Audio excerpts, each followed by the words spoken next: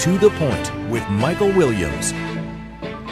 Good morning. It's an open congressional seat because longtime Democratic Congressman Ted Deutsch decided not to run again. The new Congressional District 23 covering much of South Palm Beach County and North Broward. Democrat Jared Moskowitz and Republican Joe Budd facing off in November. My guest today is Joe Budd. His opponent will be here next week. Sir, we appreciate you joining us. Michael, thank you for having me. I appreciate the opportunity to be on your show. Who is Joe Budd? Your background, life, family, work? I moved here to Boca Raton, Florida in 1993. I started a new career as a financial advisor. I've been very successful at that, accumulated about $100 million under management. I think that says people trust me. Been married for 37 years, 3 children, 1 grandson, and many foster children, grandchildren at any given time. By your acknowledgement, too, in your own campaign website, you acknowledged it wasn't always easy. You had some tough times financially early on and sort of up by the bootstrap story, as you describe it. Yeah. Talk about that. Well, 2 years right before moving to Florida, I had a financial failure and spent 2 years on welfare. I could have been taking the easy route out, signed my name on a piece of paper, a bankruptcy form, and been $600,000 out of debt. Instead, I wrote letters to all my creditors, and I made promises to pay back, and I settled every one of those debts without having to file bankruptcy. Mr. Budd, a lot of people in Florida right now can relate to the tough times because they're going through them themselves, and most particularly as we look at Hurricane Ian. If you were to be elected to Congress, what at the federal level can we do to help Hurricane Ian victims, number one, and on the broader sense, what at the federal level for the property insurance crisis? Largely a state issue, but there is federal remedy that's available there. Right. How do you see that? Well, first of all, anytime we have a catastrophe like Hurricane Ian, whether it was Hurricane Sandy up in New Jersey, whatever those might be, the federal government comes in, they help, they provide aid to get people back on their feet, low income, low interest rate type loans for businesses and things like that.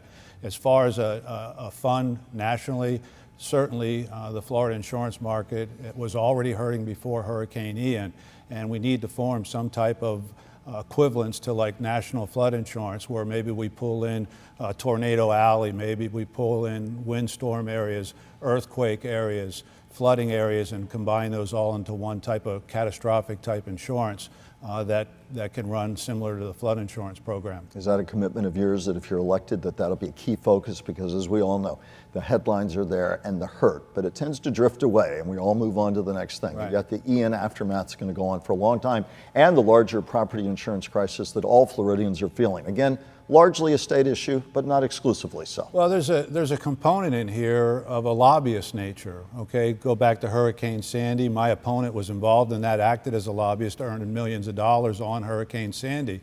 What happened, if you look at a deposition that occurred in March of 2013 in New Jersey, the company was accused of overbilling. In the beginning of that deposition, there was a company that came in that was going to charge $8.49 a cubic yard to hold the debris away.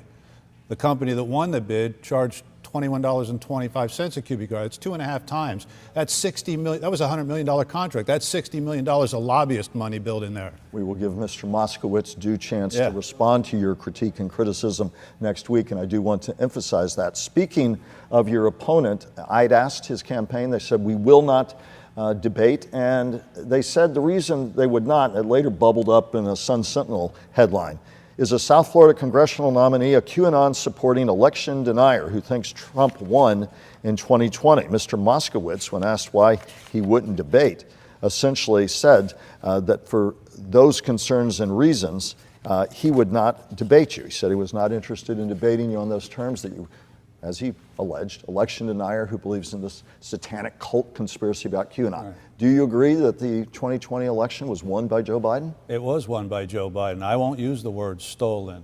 We have election integrity laws here in Florida. If those election integrity laws here in Florida were the same laws throughout the rest of the United States, which are good laws, I believe Donald Trump would have won the election, but because of different states have different laws, he lost the election.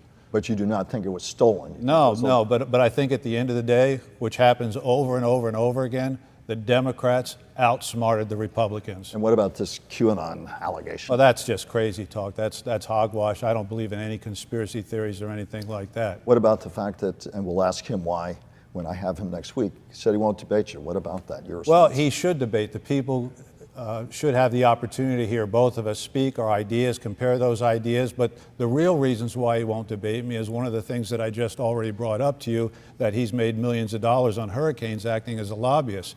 And he's an anti-police instinct person, which is typical. That's a tough charge. Democrats always argue, wait a minute, to say we're anti-police is going too far. Well, this is reality. This is in his own district. In October of 2018, there was a video that went viral of a Coral Springs police officer arresting a 14-year-old outside the Coral Springs Mall. His first instinct was to send out a tweet: excessive force, police brutality. But that doesn't mean you're anti-police. Well, if that's your first instinct without getting the full message, I would say that would be your anti-police. And remember, this was the same Coral Springs Police Department that just 8 months before that stormed through the perimeter set up by the Broward Sheriff's Office to rescue those children in Marjorie Stoneman Douglas High School. He should have been praising that police department rather than attacking it. But again, don't we in all our politics, whether Republican candidates or Democrats, tend to take one moment in time, one comment, and suddenly on both sides of the aisle blow that up into something that it may not be? Because I'm quite certain he's going to sit here next week and say, I am not anti-police. Well, listen, we as elected officials need to take the time to make sure we thoroughly look at something and know what actually happened before we make an opinion on it. Let's come back to your campaign. What other hot button issues, if you're elected to Congress, will be your priority? Well, number one priority is fixing this economy. I mean, but how do you do it specifically? Well, I think one of the number one things that we can do is turn around the Biden administration's elimination and foot on the neck of the fossil fuel industry.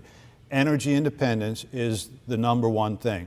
And just think about all the things. There's 6,000 products, makeup, our clothing that we're wearing, that come from oil. 6,000 products. You look at the travel industry, you look at the shipping industry, all that is oil. And that is the number one thing that's causing the big inflation problem that we have today. So we need to go back to being energy independent. As a matter of fact, we have the world's largest oil and gas reserves. We could be energy dominant. Look at one of the side effects. Do you, speaking of, well, go ahead. Look at one of the side effects, I mean, with the war in Ukraine. Putin couldn't afford that war if $30 a barrel was the price of oil. Do you acknowledge that climate change is real? Climate change is real. It changes all the time. I believe we have short, middle, and long-term cycles. And I ask that because the Biden administration will argue amid the criticism, and you're not the first to make it, the criticism you just made, but they'll argue we have to start going greener sooner than later. Yeah, but that's a terrible argument, because basically what you're saying is Saudi Arabia, Russia, Venezuela, Iran, Iraq, they can all drill oil in a more environmentally safe way than our own technology here in America. I say that's hogwash. And your point is we're asking them to send us more oil. Right. Well, we want to take sanctions off of Venezuela right now in order for us to be able to buy oil from. What are we going to do? We're going to reduce sanctions on Iran and Iraq as well? Mr. Budd, a couple of other hot button issues we'd like to get to. Republican Senator Lindsey Graham, it's not going anywhere. He acknowledged it. But he pushed for a nationwide ban on abortion at 15 weeks with few exceptions.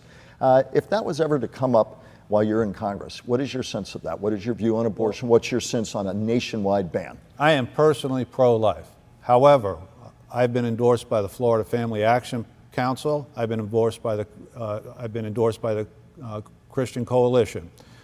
Before getting those endorsements, I let them both know I will not vote, sponsor anything on any federal legislation as it comes to abortion. I think the Supreme Court has made it clear it's a state issue. Anything that they approve on the federal basis is just going to be thrown back by the Supreme Court. Parkland, it was something that all of us will deal with and cope with, most particularly the victims' families for the rest of their lives. And it engendered a huge debate about guns. Do you think we need to do more at the federal level to make sure the Parklands, the Uvaldes do not happen again? Republicans have said we don't want restrictions on guns. Where do we stand? Even Congressman Brian Mast, a Republican you could end up serving with, after Parkland said we need to look at a ban on assault-style weapons. Well, what we did here in the state of Florida under Governor Rick Scott is they did change the law. They raised the age to 21. You support that? It's the law now, yes. I mean, had you had a vote? I wouldn't vote, let's say, for more restrictions other than making sure we're always doing background checks and checking the mental capacity of people. Red flag laws, you support those? Well, no, not really. I would say that if somebody has a questionable history, I mean, let's just take the shooter and Marjorie Stoneman Douglas an example. There was a questionable history there. It was being hidden by the Promise program, and you know, that wasn't coming to light properly like it should have been. Right. If that would have been properly investigated, come to light, he's an individual that shouldn't have had a gun. Mr. Budd, you're in a Democratic lean district, at least by the numbers. Right. Make your closing argument. You've introduced yourself to those who perhaps don't know you as well here on Right. To the Point. Make your closing argument. And when you go around that congressional district, what do you say to the potential lean Democrats or the potential lean independents about your case, your argument for being elected? First, this isn't my first rodeo. This is my 8th run. I was the first guy who took on Ted Deutsch in a general election. And back then, the district was completely different. It didn't just lean Democrat, it was solid Democrat. And some may argue it still is, yeah, but well, at least leans. Well, the Cook Political Report then labeled it a D26, meaning the Democrats had a 26% advantage. That's not the same today. So what's your closing argument? All right, well, today it's only a 5% advantage in the Democrat. My closing argument is this is a pocketbook issue election. And the Republicans, as businessmen, I'm a businessman, I'm an accountant by education, are much better on the economy. People are voting their pocketbook.